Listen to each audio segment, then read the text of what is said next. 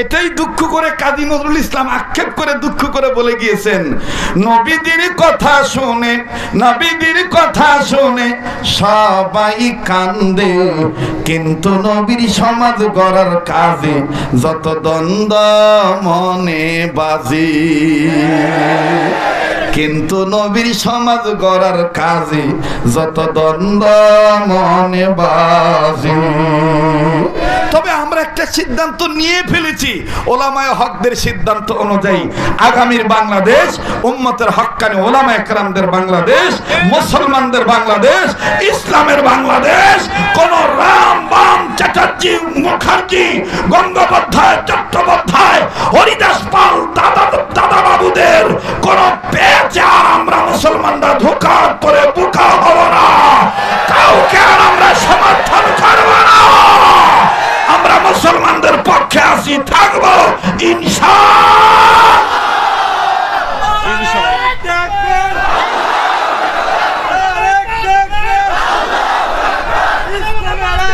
থামেন থামেন থামেন, আমাকে কথা বলতে দেন। জি জি জি, আমাদের স্লোগান একটাই, ভোট আসুক, যখন আমরা সুযোগ পাবো আমাদের স্লোগান একটাই, এবারে ভোট দেব ভাই সেই মানুষের যে মানুষ পক্ষে থাকে আল কোরআনে। দেখেন তো কোন লোকটা কথা বলে না, যে লোকটা কথা বলবে না দাদা মনে করবেন এটাই ওই লোক, কথা কয় না, কথা কয় না। এবারে ভোট দেব ভাই সেই মানুষের যে মানুষ পক্ষে থাকে নবীজির সুন্নতে, সুন্নত আছে যেখানে, সুন্নত আছে যেখানে, সুন্নত আছে যেখানে, লিল্লাহি তাকবীর। সামনের ভাইরা চুপ থাকেন, পিছনের ভাইরা আওয়াজ দিয়ে বলেন তো আল্লাহু আকবার। মাশাআল্লাহ, আওয়াজ আছে না ভাইয়া? কিন্তু মোটামুটি হয়েছে, বেশি এরকম হয় নাই। পিছন থেকে আবার বলেন তো আল্লাহু আকবার। এবার পিছনে ভাইরা চুপ থাকেন, সামনের ভাইরা বলেন তো আল্লাহু আকবার।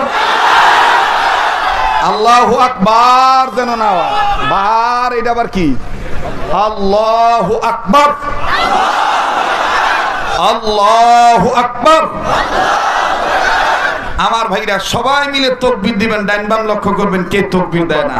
কারণ এখন তো আর ওই দিন নাই যে তাকবীরের কথা বলতে গেলে, ইসলামী রাজনীতির কথা বলতে হোমরা সোমরা এসে কেউ হুজুর ওয়াজ বন্ধ করেন, ওই দিন আর নাই। বুঝে দিতে হবে দেশটা যাত্রাবাড়ি হযরতের দেশ, দেশটা চরমনার পীরের দেশ, দেশটা মামুনুল হকের দেশ, দেশটা দাওয়াত তাবলীগ ওয়ালাদের দেশ, দেশটা দল মত নির্বিশেষে প্রত্যেক মুসলমান কালমাওয়ালাদের দেশ।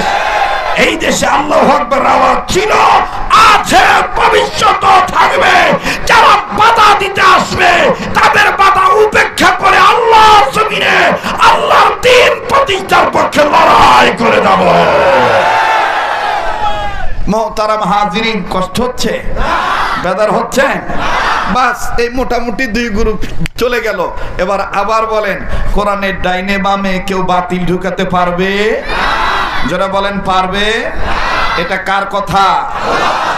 ওয়া ইন্নাহু লাকিতাবুন আজিজুন লা ইয়াতিহিল বাতিলু মিন বাইনি ইয়াদাইহি ওয়ালা মিন খালফিহিম তানজিলুম মিন হাকিমিন হামিদ।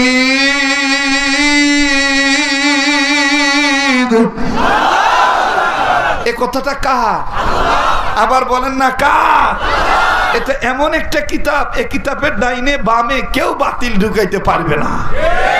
কেউ যদি বলে কোরআনের রাজনীতি চলবে না, বুঝতে হবে ওর টুপি এটা সাইনবোর্ড, ওর দাড়ি এটা সাইনবোর্ড।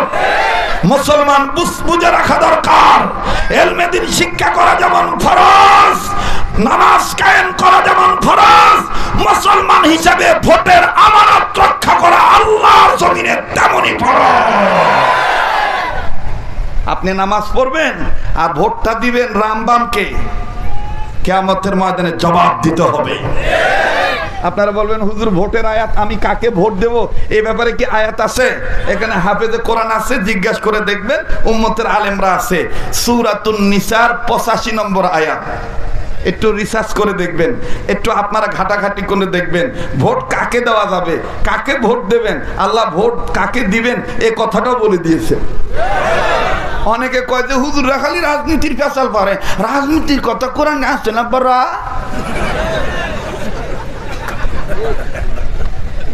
কয় রাজনীতির কথা কোরআনে আসছে না বড়া,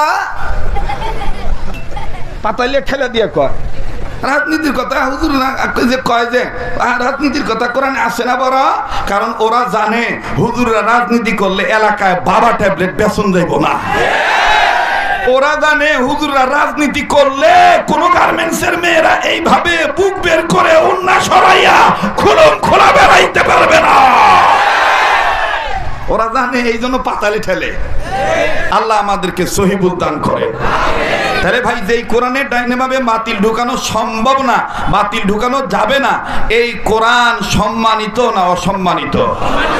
আবার বলেন, সম্মানিত না অসম্মানিত? এই কোরআনকে সম্মান করলে দাম বাড়ে না কমে? মুসলমান ভাইরা আমার, বন্ধুগণ, কোরআনুল কারীমকে সম্মান করলে দেখেন বাদান বান্দার সম্মান কেমন আল্লাহ বাড়ায়া দেয়। বাবাজি অনুরোধ করে বলবো, কেউ যদি চলে যায় চলে যেতে দিবেন বন্ধু। কারো যাওয়া দেখে আমার বন্ধুগণ কেউ যাবেন না, নিজের চিন্তা নিজে করবেন বন্ধু। মাফ করে দিবেন, গত কয়েকদিন আগে কোনাবাড়ি ডিগ্রি কলেজ মাঠে আমি এসেছিলাম আমার বন্ধুগণ, আমার ভাইরা। সেদিন আমি তেমন সময় পাইনি, তারা ঘোরার কারণে কিছু টাচ দিয়ে গিয়েছিলাম এবং ওয়াদা করে গিয়েছিলাম আমি আগামী এই 25 তারিখে আসতেছি। মন খুলে আমি আপনাদের কাছে কোরআনের মেসেজগুলো, হাদিসের মেসেজগুলো বলে দিব। আরে বাবাজি, আল্লাহ রব্বুল আমিন ডাক দিয়ে বললেন, নবীজি, মানুষের যারা জন্ম নিয়েছে তারা যদি কোরআনের দিকে আগায় আসে, কোন কোরআনের ডাইনে বামে বাতিল ঢুকানো সম্ভব হবে না। কারচুপি করা যাবে না, বাড়াবাড়ি করা যাবে না, সারাসারিও করা যাবে না। এই কোরআন কারীম সম্বন্ধে আমি রব আপনার উপর নাজিল করে দিয়ে বলে দিলাম, মানুষের যারা জন্ম নিয়েছে তারা যদি আমার কোরআনের দিকে আগায় আসে, আমার কোরআনের শিক্ষা দীক্ষার দিকে যদি তারা আগায় আসে, অগ্রগামী হয়ে যায়, আমি আল্লাহ রব্বুল আমিন তাদের দুইটা জিনিস পুরস্কার দেব। আল্লাহ বলেন, ওয়াল্লাহু ইয়াদু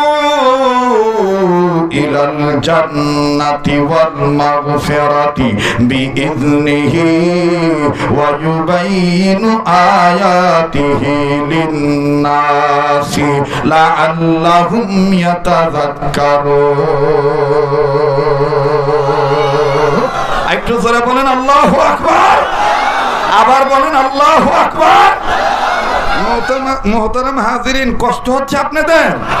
আমি কি আগাবো না পাছাবো? আমি কি সামনে আগাবো না পাছাবো? যারা আমাকে চিনে না ওরা বলবে যে দেখ ওয়াজটা সুবিধার হইতেছে না, আর যারা চিনে তারা জানে যে রাত যত গভীর হবে এ দিনই ফ্যাক্টরি গোডাউন থেকে খালি আসতেই থাকবে। কথা বলেন, কথা বলেন। জি জি মুহতারাম হাজিরিন, আমার বন্ধুগণ, গতকালকে আমার প্রোগ্রাম ছিল বাংলাদেশের একটা বর্ডার এলাকা, দিনাজপুরের ভাইরা এখানে থাকলে আপনারা চিনবেন, দিনাজপুর জেলার বীরগঞ্জ এলাকায়, বীরগঞ্জ একটা সুইচ গেট বাজার আছে, এই সুইচ গেট বাজারের পাশে আমার মাহফিল ছিল, মানে সীমান্তবর্তী এলাকা। ওখানে গিয়েছিলাম, তো ওখানে যাওয়ার পরে বর্ডারের লোকেরা বলতেছে, হুজুর আপনি আমাদের দেশে এসেছেন, আপনি কথাবার্তা বলবেন আগের মতন করে, কারণ আপনার হুঙ্কারে আমরা ইসলামী আন্দোলন শিখেছি, আপনি মাঝখানে ড্যাম হয়ে গেছিলেন কেন? আমি বললাম, না না, আমি ড্যাম হই নাই, আমাদের অনেককে বাধ্য করা হয়েছিল যেন ড্যাম হয়ে যায়। কথা বলেন ঠিক কিনা?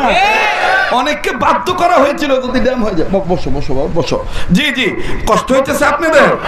আমার বন্ধুগণ, তাহলে বলেন চলবে কি চলবে না? চলবে কি চলবে না?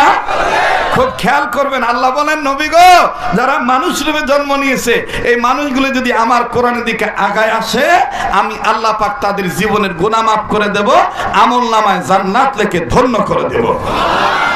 এটা কি আমি বানায় বললাম? এটা কার কথা?